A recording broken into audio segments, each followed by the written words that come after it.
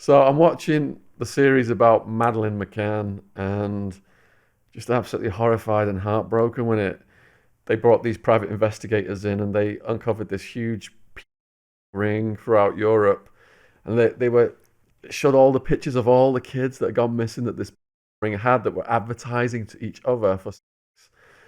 And reading your stuff about elite people rings and Jimmy Savile, it all tied into that then because when you were calling Jimmy Savile out, people were laughing at you, Yeah, of course. but everything you said came completely true.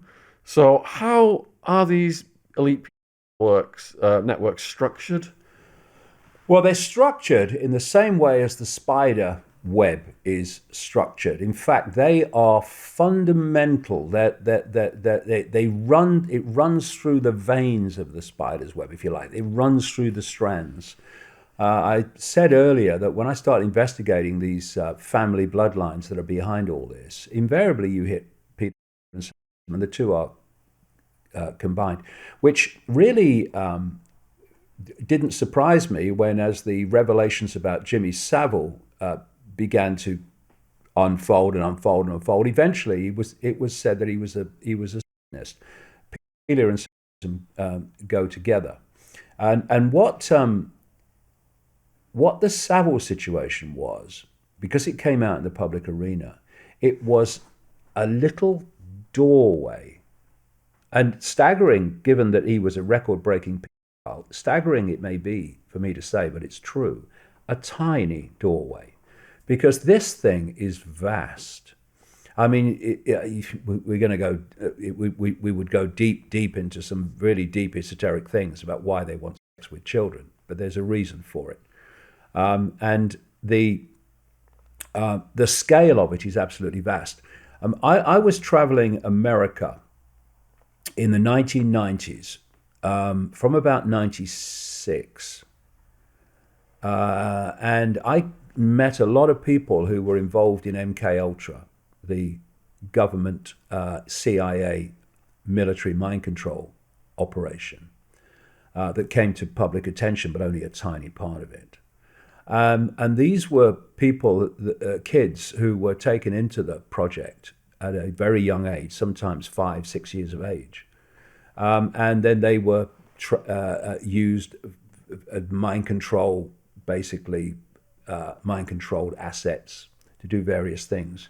But what happened within that whole MK Ultra was this vast sex with children ring was part of it. And I've named them in my books a long time ago. People like Father George Bush was a notorious, on the inside, serial pedophile and torturer of children. And so many of these people were. And there is a global network. And, I was helping someone in America once who'd lost their adopted twins to the system, who had given these adopted twins to a woman, a single woman, which was a crazy thing to do on the face of it for the benefit of the kids. And the kids weren't treated very well by this woman who was connected into this whole ring. So in doing that, I started to realize how many children went missing every year. And what I did is I called the federal government and I wanted figures for the number of children went missing every year. And they said, we don't keep them. You tell me how many cars went missing and tell me how many children went missing. They said, you're going to have to ring every state. So I started ringing every state. I don't know, I got to about 10 and 15. And I'm in such a figure by then of children going missing. It was staggering. So you see a story like Madeleine McCann, and what people do, and I do understand it, they get a feel for how many kids go missing and are never found by how many missing kids stories end up in the media. That is so tiny, it's almost infinitesimal compared with the kids that go missing. And then I was talking to a Zulu shaman in South Africa, Credo Mutwa. he starts telling me that one of the biggest problems they're having in their area is children going missing. Children are going missing all over the world. It's a stunning thing, and they get tricked out to famous people for and other abuse, and you realise the scale it's going on. But again, you're into that chasm between what's happening and what people think is going on. So they think, oh, it's so fantastic, that can't be happening, it's happening. And a lot of them end up dead in the end. I was the one, of course, that came out in The Biggest Secret, which was published in 1998, and named Ted Heath as a pianist. And of course, it took 17 years for his name to then hit the public arena for and this goes into the very top of society. The ratio of pedophiles and sadness in the upper echelons of the societal hierarchy is vastly greater in the general population. There's a lot in the general population, but in the upper level, the ratio is ridiculous. And so you look at the Savile story, and it was that window. So I remember Jimmy Savile as a kid, and he was a disc jockey. They called him a disc jockey. He was a strange man. He had this white hair and all that stuff. And he became Jim will fix it with kids and everything, And he was a strange man. Then he kind of disappeared, and he got old and old and old. And what happened to him? But it turns out that even though he had no obvious income stream after he dropped out of being a famous so-called entertainer, he had houses all over the place. He had loads of cars. He had a Bentley and all this stuff. Where's the money coming from? What was lost in the revelations about Jimmy Savile is the reason that he got away with it.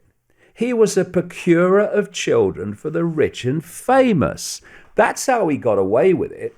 And they had to watch his back to watch their own.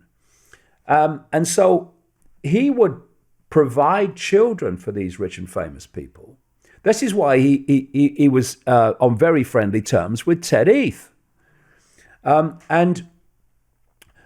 So then you look at the other area of that Savile story that's never been explored, which absolutely should be, and it is this.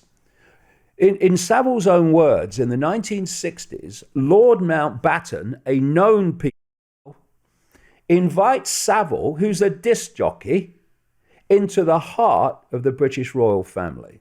It's how he became a close friend of Prince Charles, a close friend for a long time until they fell out, of Prince Philip, and in the inner circle, including the Queen. Sorry, banging that. And he remained in that inner centre of the circle, the inner circle of the royal family, right up to his death, basically, and a friend of Charles right up to his death. And I met a lady. In fact, I met her in a house I lived in just down the road from here. She came over to the Isle of Wight, spoke to me for a long time, who was a long-time friend of Princess Diana, friend of hers for about 9 years. And she told me about Savile. She told me about Savile because Diana had told her, and she knew from other sources as well.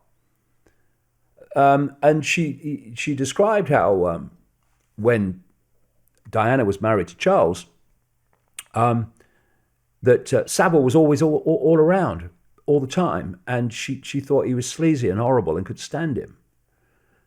Well, the reason he was there, let's put this together. He's at the inner core of the British royal family circle, and he's a procurer of children for the rich and famous, right? Now let's take another step. I remember seeing a film, just very quickly, a report, that the Queen was making a visit to this place. And this guy came up, and he's in the crowd, and he's going to protest, right? The security services knew he was there and came across. They knew he was there. They knew he was going. They knew he was going to be in the crowd. And you can't cough anywhere near the Queen without the security forces know about it and special branch know about it. The police clearly knew, because they interviewed him a number of times, that Jimmy Savile was a pedophile. And he's allowed into the inner circle of the British royal family, and special branch and MI5 are not screaming, what's going on? He's a pedophile. What are you doing allowing him in there? No, he's allowed, while being interviewed by the police from time to time over pedophilia, to be in the inner circle of the royal family. Now, here's another one. Anyone thinks that's a coincidence? I've got some seafront property in Birmingham you'll like to buy sight unseen. But they got away with it because the system watches its own back. And, they're not even questioned about it. It's incredible. And then what happened, of course, when they had the so-called inquiry, when Theresa May was Home Secretary, she has this inquiry because she's forced into it by public opinion, basically, into elite media. She names someone who's clearly unacceptable and had to stand down because she wasn't. She then names another person who's clearly unacceptable and had to stand down because she wasn't. And what they're doing is they're putting time between the uproar in public and the point where anything happens. And now this inquiry is still going on, but of course it's hardly ever mentioned. How nefarious were the activities of Ted Heath and Savile? Was Heath boys and throwing them off boats, and was Savile a narco? Oh yeah, this lady who was Princess Diana's friend for 9 years. She told me that Savile was a maniac, sex with dead bodies, etc. Why do people think that he volunteered to be a porter at Leeds Hospital? It gave him access to the mortuary.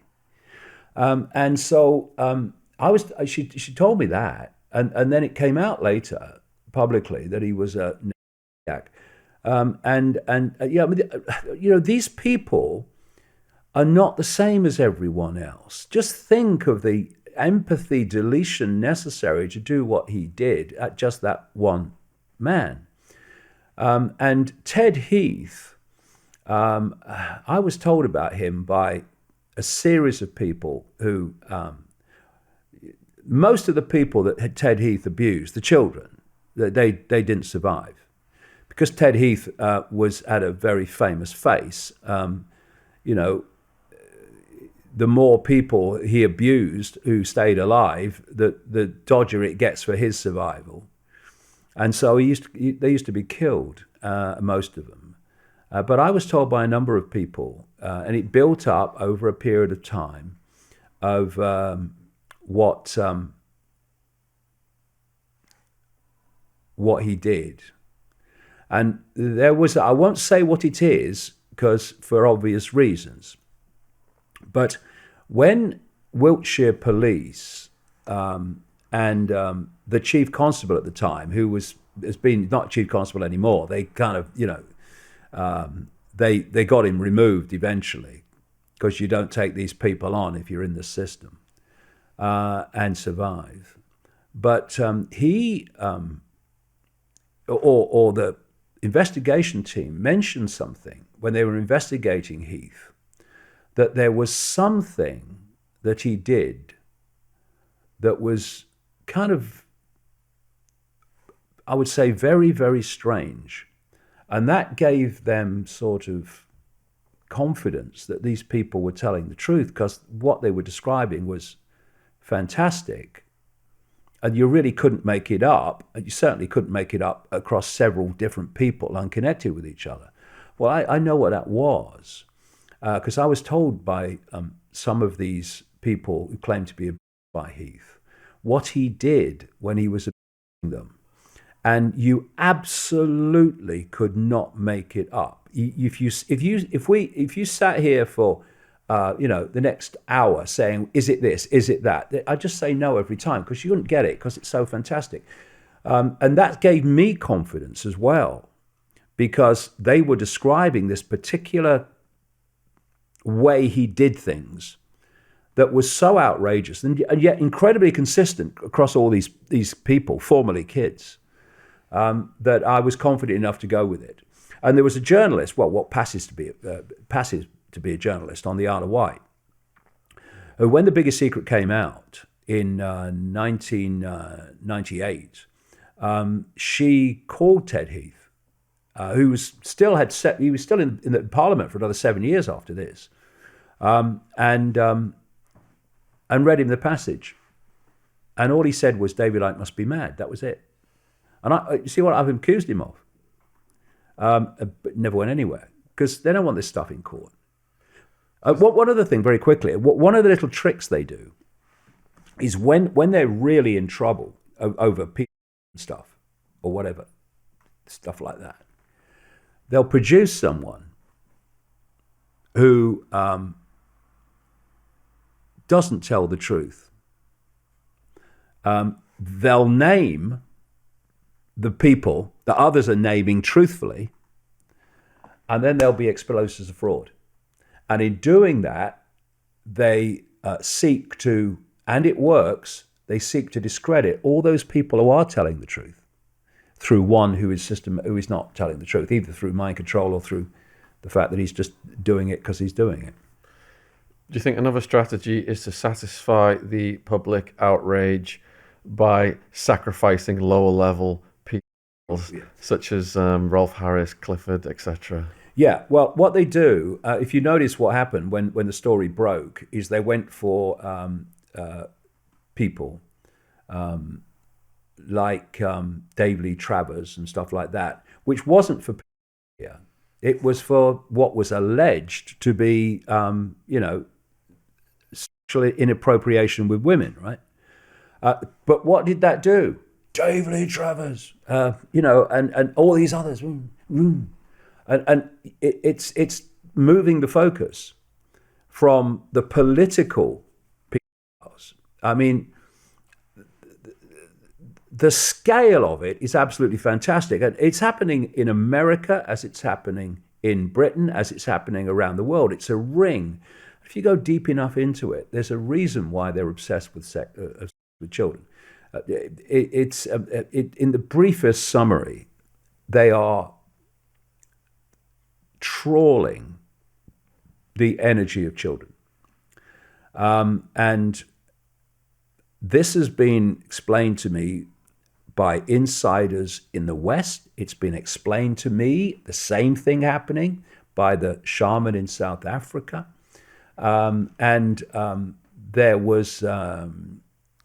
There have been other books with other sources. They talk about the same thing. They're sucking the energy out of the kids because there's a particular energy before puberty. See, we see puberty as a hormonal chemical change, but actually it's an energetic change which expresses itself hormonally and chemically. One's an expression of the other. There's an energetic change that goes on in the electromagnetic fields of the body at what we call puberty. They want the energy before that change takes place. It's like a nectar to them. Because, this world is nothing like we think it is, and that which is controlling it is nothing like we think it is. And I would just say this to people. Look at the night sky and think that you are looking at a tiny fraction of the Milky Way galaxy. And according to the latest, highest estimate, there are about 2 trillion galaxies in the universe, and that what we see and experience is a tiny band of frequency called visible light, which is so tiny it's almost laughable. Everything else that exists beyond it, our TV channel, if you like, is unseen to us. Now tell me that humans are the only form of life that we call intelligent life, when we're living on a planet which, according to mainstream science, is the equivalent, compared with the size of the universe, of a billionth of a pinhead. In other words, the idea that we are alone is insane. I hope you're enjoying the podcast. It's a word from my sponsor, Shopify. When I started this podcast, there were a lot of things I had to figure out on my own. Algorithms, guest booking, marketing. I was a bit naive about what was involved, and as you get deeper into it, it starts to overwhelm your life. Finding the right tool that not only helps you out, but simplifies everything can be such a game changer. For millions of businesses, that tool is Shopify. Shopify is the commerce platform behind millions of businesses around the world, from household names like Mattel and Gymshark to brands just getting started, such as my co-host Ron's Pokemon business. Get started with your own design studio of hundreds of ready-to-use templates. Shopify helps you build a beautiful online store to match your brand style. Accelerate your content creation. Shopify is packed with helpful AI tools that write product descriptions, page headlines, and even enhance your product photography. Get the word out like you have a marketing team behind you. Easily create email and social media campaigns wherever your customers are scrolling or strolling. And best yet, Shopify is your commerce expert with world-class expertise in everything from managing inventory to international shipping to processing returns and beyond. If you're ready to sell, you're ready for Shopify. Turn your big business idea into with Shopify on your side. Sign up for your $1 per month trial and start selling today at shopify.co.uk/Shaun, SHAUN. Go to shopify.co.uk/Shaun, shopify.co.uk/Shaun. Link in the description if you're watching on YouTube. Thanks for supporting our sponsor. Back to the podcast. And eventually you go through this web. That spider is not human. And it's that spider that is looking for the prepubescent energy of children. And it absorbs it through these rings. Honestly, people can laugh if they like. I don't care. I'm after the truth, not a round of applause. And the world is nothing like we think it is. And it's when you get into these deep levels that the world of the scene starts to make sense. Well, they're laughing less and less as everything you've written about is slowly coming true or quickly coming true. You've provoked a lot of thoughts in me there. So when I used to get to America as a younger person, I was shocked. I'd go to the post office and I'd see all these pictures of all these missing children, all plastered all over the walls. I couldn't believe it. With Madeleine McCann, do you think she is dead and the culprits will ever be found? Well, unless something goes wrong with the cover-up, they'll never be found. I mean, the rings are very, very efficient in the way they work. They are well honed. They have their backs watched. I mean, you look at that story, and it's not impossible that Madeleine McCann is actually connected to Belgium. Belgium is an extraordinary centre for pedophilia, as is Britain. And there was the Dutroux child abuser who went to jail for it, and he was They found kids in like a cage, a dungeon that he was keeping, and that was Belgium's Jimmy Savile. It opened the door, and it was leading. Of course, it was leading. It always leads to the upper echelon of society in Belgium. And the guy, the genuine investigator. See, there was a genuine investigator of the people and child abuse in Jersey, and because he was genuine, and he was being supported by his chief of police, who was also genuine, they got rid of him. And they got rid of this investigator in Belgium who was genuine. And he was starting to get closer and closer to the big fish. So they get rid of him. And people come in and suddenly it's all shut down, which happened in Jersey and it happened in Belgium. So these things are everywhere. So, and what they do is another thing, that the scale of it and the organization of it is extraordinary. They steal children to order. They will be asked for a child, maybe blue-eyed and blonde-haired with certain characteristics. They will then scan society looking for that child that meets those criteria of the client. and then they will steal them. I've met people who've been in mind control projects in America. I met one in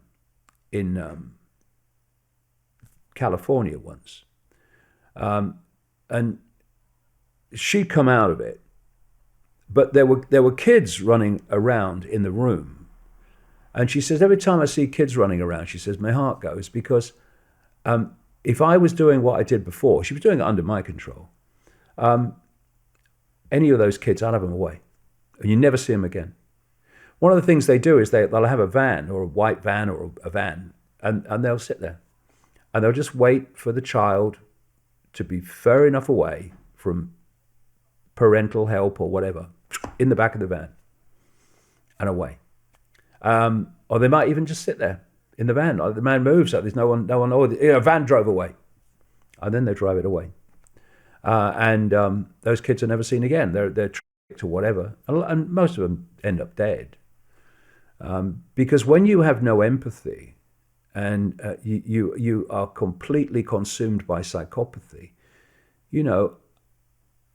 I remember once when the stuff, it never gets matter of fact, but you have to step back from it. When you research it, like I do, you have to step back from it. Otherwise, it will destroy you emotionally. And when I was in America and a series of things happened, and I realized the scale of it. I remember I was watching a movie that night. I was traveling around America, and in a cinema, and I turned around as we were walking out, and the father was carrying this little child boy over his shoulder. So the boy was looking back at me as his father went forward. I was standing behind, and I looked at this child's face. And I just started to cry, because I'm looking at that face of an innocent little kid, and children like that in vast numbers all over the world they're being murdered, they're being sacrificed. And most people, members of the public, are going, "Oh, it's too fantastic, don't be ridiculous." And of course, as they do that, the people who are actually doing it go on doing it unchallenged. And that's what I've named so many of them. I've named in my book since the 1990s, Father George Bush and Ted Heath. And I mentioned Lord McAlpine in regard to people in The Biggest Secret in 1998. There was no court case, and yet when someone didn't name in on the BBC, but it was taken that he was talking about Lord McAlpine, all hell broke loose. He threatened to sue everybody. The Speaker's wife in the Houses of Parliament pays him 50 grand or something for not, actually coming out with it outright. I think George Monbiot, another excuse for a journalist on The Guardian, paid him something, all these people. And they weren't even saying he was a pedophile. They were just like tongue-in-cheek, like not, pointing towards him. And while that was going on, I was putting on my internet site, the guy's a frickin' pedophile. Never came for me. And this is how they kind of bat it away. One of the reasons they didn't, they never got Savile, although there were some people that tried, is because he threatened legal action.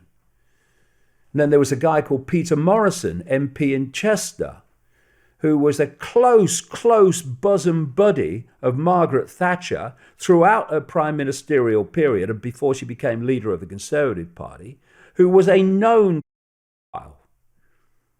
Edwina Currie, a Conservative MP, in her diaries, said that she was worried, in one of her diary entries, she was worried that Peter Morrison was going to be given a job by Margaret Thatcher that might be damaging the Conservative Party because, of course, he's a known pedophile.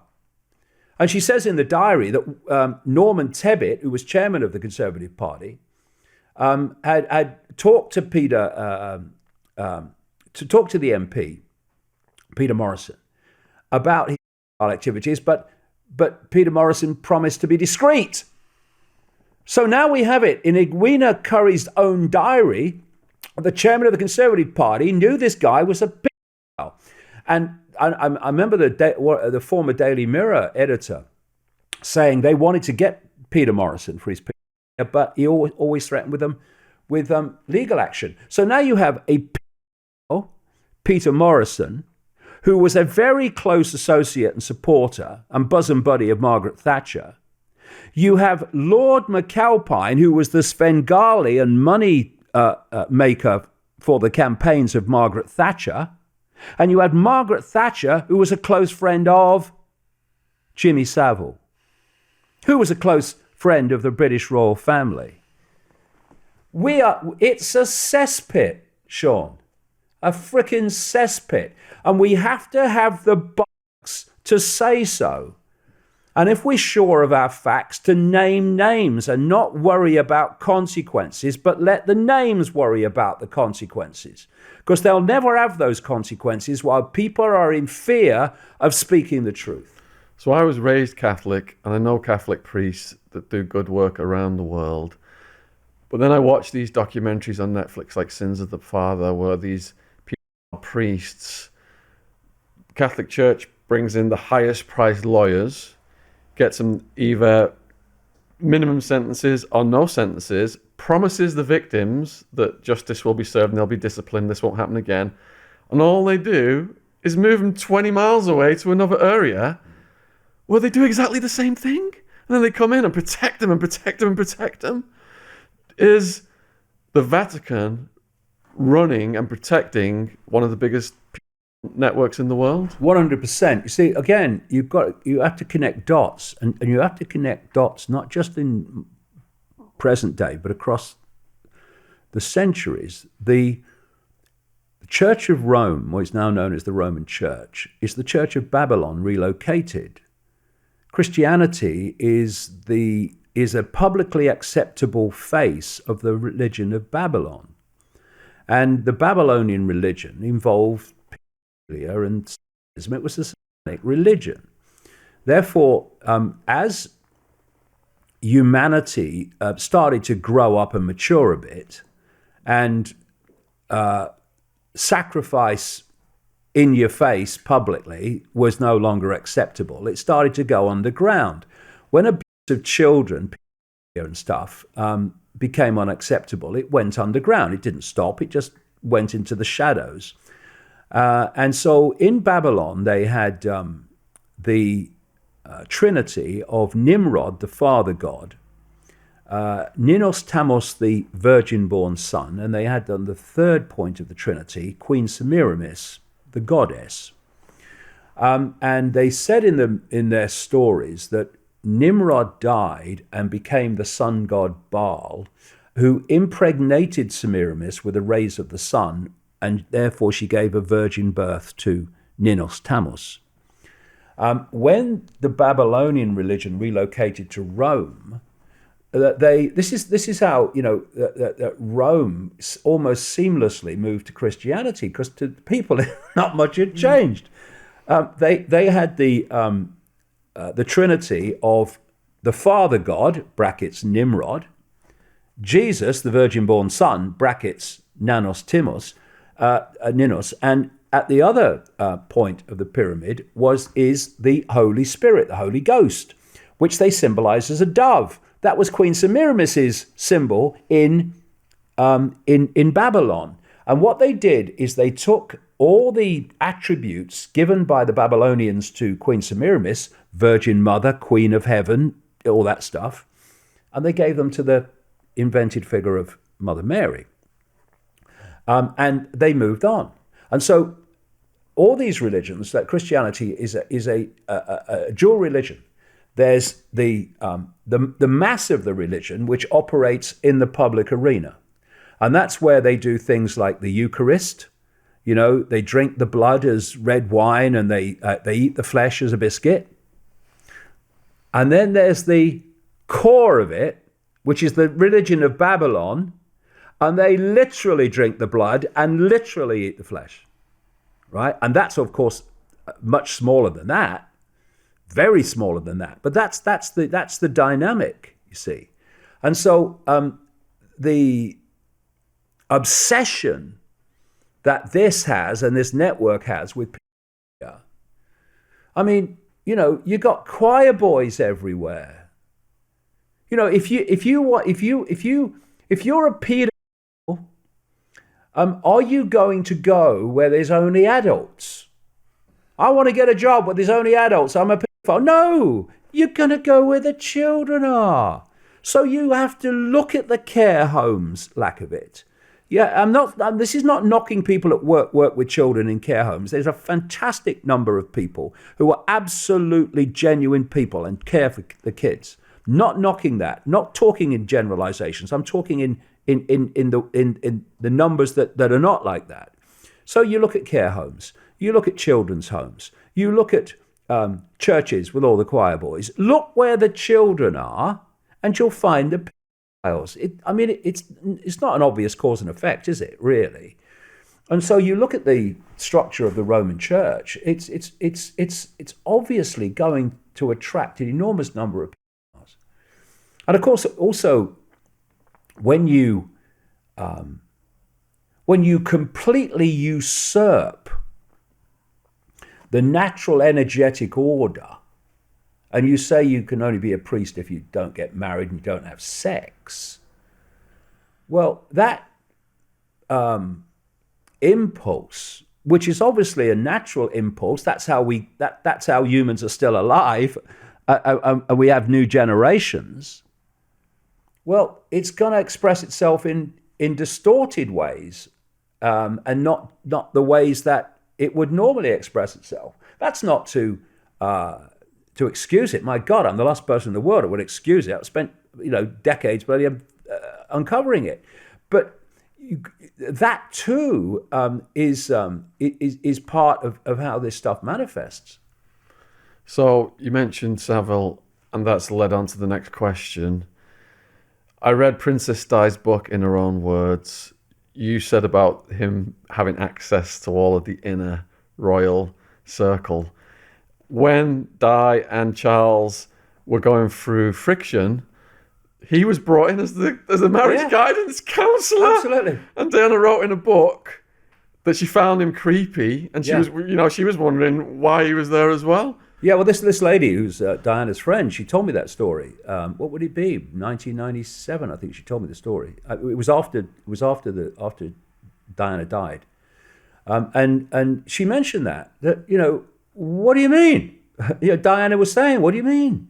He's coming in as a go-between. What? No, where was all this when Savile was revealed for what he was? Why wasn't Prince Charles sat and questioned about his relationship with Savile and what he knew? Because he had to know. Don't tell me you didn't know Charlie, you bloody liar. Of course he knew. So why is he still standing in line to be the next king and not standing in line for the next slop out? Why? Because the establishment looks after its own. Wasn't one of the royals caught up with the Lolita Express, the island, the investment banker? Prince Andrew. Yeah, Epstein. Epstein, that's it. Yeah, the little black book, which Blair was in and Trump was in, Clinton, and the people plane of Epstein, which Bill Clinton took many rides in. Yeah. Oh yeah. Honestly, if people only knew the scale of what goes on in the world, they would see the world through very different eyes. Because the world is not what that frickin' thing in the corner tells you. It's not what the internet giants tell you. It's what's actually happening, and that's what they don't want to tell you. What flabbergasted me the most in Di's book, in her own words, was she wrote that she'd sent a letter to her lawyer saying that she thought Charles was going to have her killed, possibly by a car accident. So who do you think killed Di and why? And was she pregnant? Well, I don't know if she was pregnant, but I think that whole story was full of holes and full of propaganda rather than truth. But you mentioned the letter. The friend of Diana, she was a alternative healer at the, what was then called, still there, the Hope Clinic near Regent's Park. Hope you're enjoying the podcast. It's worth my sponsor. Before I locked Jen down with baby Ziggy, her ideal man was a rugby player with thick, dark hair. And before he trapped me with Stockholm Syndrome, that was my dream. But look what I've ended up with, guys. Lucky me. As a young man, I went from having a George Michael quiff to looking like Moby overnight. So I understand the depression you go through. If only they'd had manual hair service back then, which is revolutionizing hair loss treatment by combining science, tech, and medical expertise to deliver personalized, cutting-edge treatment plans. Manual has treatment options to target all stages of hair loss. 92% of men who use manuals hair plans saw improvement in their hair loss.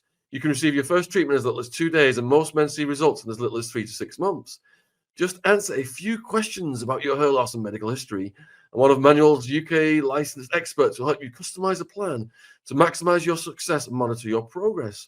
More than 450,000 men trust Manual's hair loss treatment plans. Go right now to manual.co/Shaun, SHAUN, to get started. And when you do, you'll get 55% off your first order. That's 55% off your first order when you get started at manual.co/Shaun, manual.co/Shaun for 55% off men's health the way it should be. Thank you for supporting our sponsor. The link is in the description box on YouTube. Back to the podcast. And Diana used to go to her for treatment. And this lady told me that, quote, friendly people from MI5 used to come and leave notes for Diana because they knew she would pick them up and not be, they could do it covertly. And she said that some of these notes from MI5, friendly people in MI5, were warning Diana that her life was in danger. So, the idea that the official story of Diana's death is how it was is insane. There's so many holes in it. First of all, her security that day, which was decided by Mohammed al-Fayed, by the way, was absolutely insane. It was much less than someone like Madonna would get. And they were offered the chance by the French authorities for the French area of the authorities which looked after celebrities and the security of celebrities in Paris to increase the security, and it was turned down.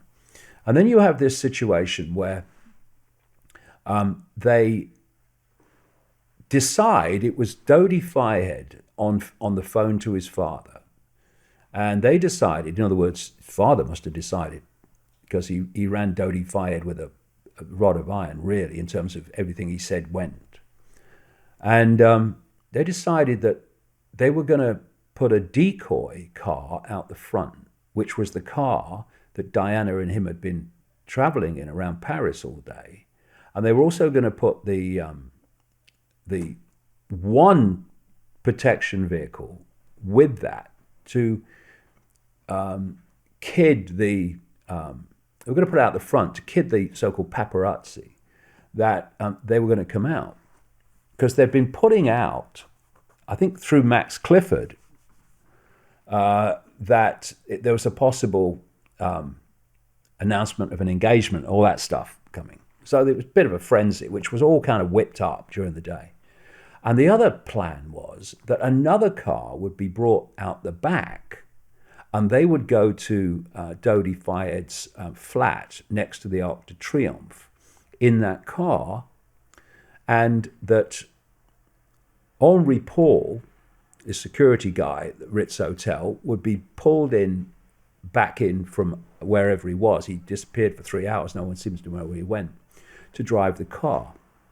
And the limousine company that provided the car was basically controlled by Mohammed al-Fayed, because it was getting its clientele from the Ritz Hotel. This car had been stolen some time before, had a few things ripped out of it. I think the wheels disappeared. And then it was kind of out of action and stuff was done on it and repaired. And then this was the car that turned up. Now, when you talk to security people, they say the idea of bringing a new car into a situation, there you go, late at night, which had been not checked at all, there could have been a bomb in it, there could have been anything in it, was ridiculous and insane. So they now get in the car. They could have stayed the night at the Ritz Hotel if they were worried about the paparazzi. I mean, Al-Fayed did bloody own it, or at least in theory.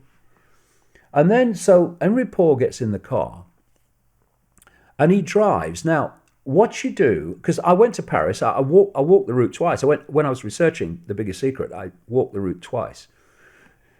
You come out the back of the Ritz Hotel and you come down to a street, you turn right, and eventually you come to the Place de la Concorde, which has a big obelisk in the middle of it, which is all secret society, Freemasonic, Egyptian stuff. It's actually an original ancient Egyptian obelisk. And then you turn right in the middle of the square and you go up the Champs-Élysées and there's his flat. And that, because they'd been to his flat a couple of times that day, and that's the route they took. When they were coming to the Ritz Hotel, they came down the Champs-Élysées, onto the Place de la Concorde, up that street, bang, Ritz Hotel. No. Henri Paul goes past the Champs-Élysées on the Place de la Concorde and turns right onto a fast motorway, which, if you look at the map, here's the Ritz Hotel, there's his flat there. This is the route you take that Henri Paul took to go through the Pont d'Arme tunnel. He's going away from the flat, and he's going away apparently at high speed. And he hits the 13th pillar. There's 17 traffic cameras on the road between the Ritz Hotel and the Pont d'Arme tunnel, including one right on the top looking down over the entrance. Saw it myself, took a picture of it. Everyone wasn't working in the period that car made that journey. Then there was a guy sitting on a bench near the Arc de Triomphe, which is just across the river from the Pont d'Arme tunnel where she died, or where the crash happened. And he's one of these guys that loves to listen into police frequencies, police transmissions. He didn't know until he got home, but in that same period, the traffic cameras weren't working. All police frequencies went down in the central Paris. Silence. And he said when they came back, there were so many people trying to talk at the same time. He's never heard any chaos like it. And so the car crashes. And another thing, a guy called Rhys Jones, who's the security guard in the front seat. When you're a security guard in those situations, you don't put a seatbelt on because you want to be able to react very quickly. This is what security people say is the normal procedure. So he starts off in the car from the Ritz. He hasn't got a seatbelt on, and neither have Dodi Fayed and Diana. And then there was a photographer called Romond Rat, who caught up with the car at the Place de la Concorde at the lights, and managed to get a picture. Rhys Jones' seatbelt's still not on. Neither is Diana's and neither is Dodi Fayed's. Literally at the speed they was going, a minute, 90 seconds down the road when they crashed, Rhys Jones had his seatbelt on. But they didn't. Now, if you're a security guard, A, why are you putting the seatbelt on? Something must be going wrong. And secondly, why have you turned around and said, put your seatbelt on? So the car hits the 13th pillar. And just by coincidence, it's an amazing thing, synchronicity. Coming the other way, exactly at that time, was a medical guy who has been working in Paris in emergency response, and his friend, though the relationship was never really fully understood, an American was with him. So he stops the car, he goes across, and he says Diana's. Witnesses said Diana was still alive, and then then she's not. And by the time she got to the hospital, she's dead. And it took ages to get to the hospital. So delayed intentionally. Yeah, it took ages to get to the hospital. And when they were questioned about why it took so long, they said, well, basically we had to free her from the car. Well, witnesses said actually she was free. She was lying on the back seat, and part of her was outside the door. So she wasn't trapped at all. And she had an injury, if the official story of the injury is true, which needed urgent surgery to stem the blood flow. But it took ages to get. It was about an hour and 25 minutes to get them to the hospital, where they said they tried to save her, but according to the post-mortem, she was dead before that. And so everything happened to put her in that position with no security, and to make sure she didn't survive. And the Pont d'Alma Tunnel, go into it now, but the Pont d'Alma Tunnel means basically bridge or passage of the moon goddess. And of course, the ancient goddess Diana was an ancient moon goddess, going back to places like Babylon. And again, in The Biggest Secret, I've looked at Diana's assassination. I mean, it was from a ritualistic point of view, and it's incredible, the detail of the ritual around her death. Why did she have to go? Well, I think, you've always got this in the background, if you go deep enough in the rabbit hole, that they do ritualistically kill people for ritualistic reasons. But if you look at it on a 5 cents here and now level, she knew literally and symbolically where the bodies were buried of the British royal family, and she showed in a Panorama interview that she was prepared to talk about it. She was angry. She had a great public support. She couldn't do anything without the media were there, and so she had tremendous potential power to destroy the royal family. She really did at that time, because the royal family were incredibly unpopular then, and especially in the aftermath of her death, they were very unpopular. But that was okay. They knew that was going to happen. But the source of their potential destruction was no longer alive, and of course has now been basically forgotten and not disappeared from history, but no one really talks about her anymore.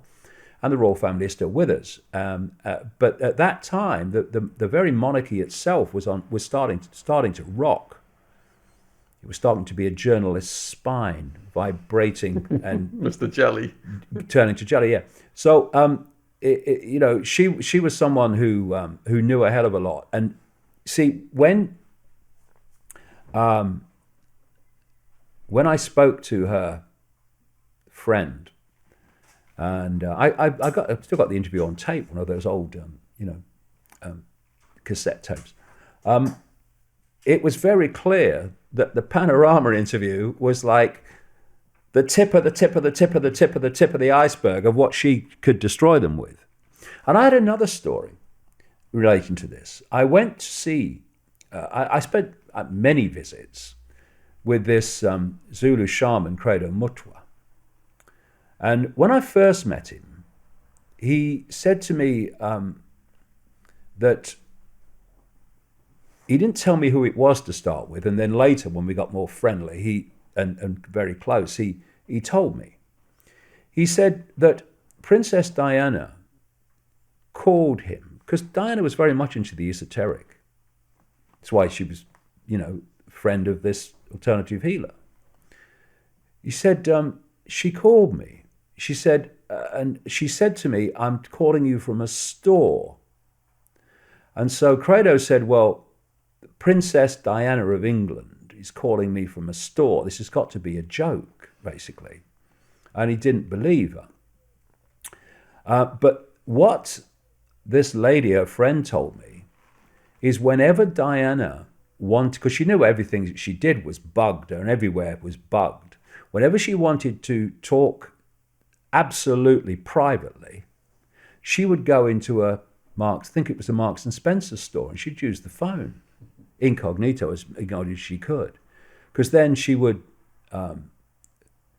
be trying to avoid the bugs and everything because she wanted privacy. So I said to Craig, "What'd she say?" He said, she said to me, basically, "I've got something to reveal that is absolutely fantastic." It was about the royal family. And she wanted to meet him, but they never met because, she died. But she knew a hell of a lot. And we could talk forever about this, but, I have gone into it in the books. And, a lot of people still laugh at me because I say that actually the royal family is not human, not totally human. I say they are hybrids.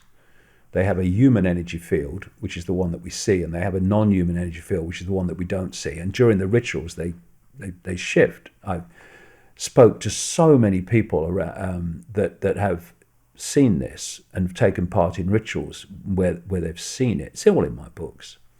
And this friend of Diana told me the same. And she didn't know at the time that I'd got lots of other sources who'd said the royal family are not human. They're hybrids, part human, part not human. And that's where the bloodlines come from. That's where the royal bloodlines come from. Why are royal bloodlines considered so special? The divine right to rule, where does that come from? It's because they're hybrids. They're not like the rest of us, right? And so I didn't tell Christian Fitzgerald, this lady, the friend of Diana, Christian Fitzgerald, her name was, any of this. And yet she told me that the royal family are not human. And Diana knew that. That, to me, because Credo Mutwa talks about the fact that there are people running the world that he calls the Chittahuri, who are not human but seem to be, right? So you can see why, very strongly in theory, Diana, who knew this, would contact him saying, "I've got something basically massive to reveal. I want to talk to you about it." Well, otherwise, would you want to talk to him about it? But he was someone who talked about that. It's all in my books. I did you can get it on the internet, I think, a 6-hour interview with Credo Mutwa about this non-human element from his Zulu shamanistic point of view. To orchestrate that much death and destruction, definitely some reptilian psychopathy going on in there. But let's get on to the next question. Some people have referred to you and Alex Jones as the biggest, most famous conspiracy theorist in the world. I've watched your career rise. I've watched Alex's career rise. Love the stuff he did early on with John Ronson going into Bohemian Grove. He's interviewed some fascinating characters like Freeway Ricky Ross, who I've interviewed for one of my books. What do you think about Alex getting deplatformed, and what's all that about? Well, first of all, I'm not a conspiracy theorist. I'm a conspiracy researcher, which is a different thing. And it's interesting, Shaun, that the term conspiracy theory and conspiracy theorist came into widespread use because of the CIA. In the 1960s, when they were trying to discredit people that didn't believe that a single bullet went through several people and that killed President Kennedy, the single bullet theory, that they were trying to discredit them. They wrote to major media organizations or contacted them. You can see the document on the internet in the 1960s, urging them to use the terms conspiracy theorists and conspiracy theorists to discredit people who were questioning the Kennedy assassination.